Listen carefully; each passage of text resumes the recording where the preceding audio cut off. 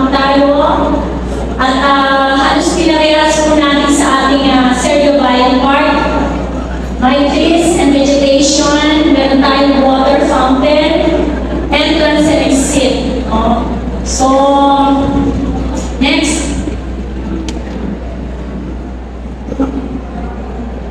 Commercial vinyl sign and LED wall TV. Ito po yun, structures for signage, allowing merchants to advertise and showcase the marketplace prominently.